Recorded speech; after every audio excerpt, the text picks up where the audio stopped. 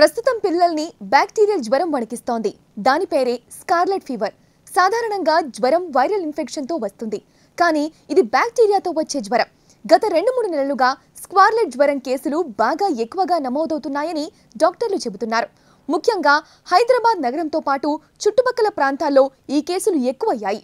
హాస్పిటల్కు వచ్చే ఫీవర్ కేసుల్లో 25 నుంచి 30% స్కార్లెట్ ఫీవర్ కేసులు రిపోర్ట్ అవుతున్నాయని తెలుస్తోంది. గతంలో 1-2% మాత్రమే కేసులు వచ్చేవి. కానీ ఇప్పుడు ఆ సంఖ్య బాగా పెరిగిపోయింది.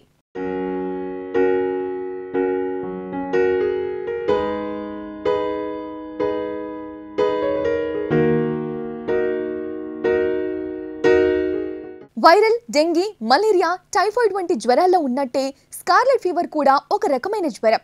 ఇది స్ట్రెప్టోకోకస్ అనే బ్యాక్టీరియా ద్వారా వస్తుంది. ఈ బ్యాక్టీరియా సోకినప్పుడు ముందుగా గొంతులో మంట, దద్దుర్లు మొదలవుతాయి. నార్మల్ ఫీవర్ అయితే బాడీ టెంపరేచర్ పెరుగుతుంది. 102, 103 డిగ్రీల వరకు ఫీవర్ వస్తుంది. కానీ ఫీవర్ లక్షణాలు మాత్రం కాస్త భిన్నంగా ఉంటాయి. విపరీతమైన గొంతు నొప్పితో స్కార్లెట్ ఫీవర్ మొదలవుతుందని వైద్యులు చెబుతున్నారు.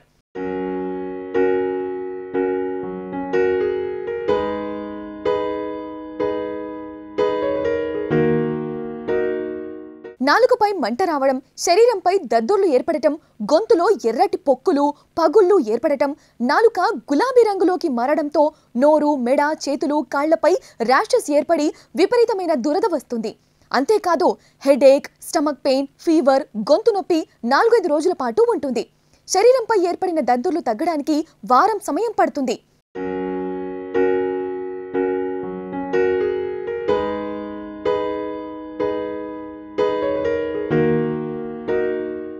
స్కూల్కు వెళ్లే చిన్నారుల్లో ఈ స్కార్లెట్ ఫీవర్ ఎక్కువగా కనిపిస్తుంది.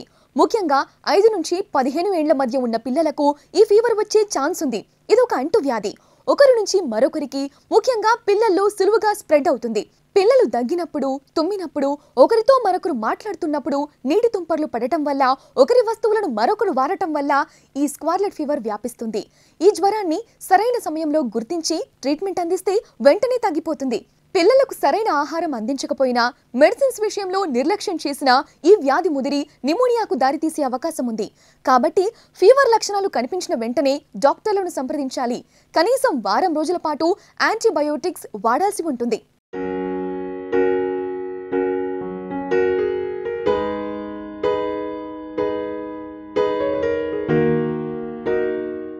జ్వరంతో ఉన్నప్పుడు పిల్లలకు ఈజీగా డైజెస్ట్ అయ్యే ఫుడ్ ఇవ్వాలి. అందులోనూ లిక్విడ్ ఫుడ్ ఇవ్వడం చాలా బెటర్ ఆప్షన్. స్కార్లెట్ ఫీవర్ వచ్చిన పిల్లలు థ్రోట్ ఇన్ఫెక్షన్ వల్ల ఫుడ్ సరిగ్గా తినలేరు కాబట్టి వారికి లిక్విడ్ ఫుడ్ అందించడం మంచిది. సులువుగా జీర్ణమయ్యే పదార్థాలు ఇవ్వాలి. చేతులు శుభ్రంగా కడుక్కోవాలి. తుమ్మినా, దగ్గినా చేతులు లేదా కర్చీఫ్ అడ్డంగా పెట్టుకోవాలని పిల్లలకు చెప్పాలి. మాస్క్ వేసుకోవడం మంచిది. చల్లని పదార్థాలకు దూరంగా ఉండాలి. అలాగే ఇన్ఫెక్షన్ తగ్గిందా లేదా అనే విషయాన్ని తెలుసుకోవడానికి పీడియాట్రిషియన్ దగ్గరకు పిల్లలను తీసుకెళ్లి చెకప్ చేయించాలి. లేకపోతే మళ్ళీ ఫీవర్ వచ్చే ఛాన్స్ ఉంది.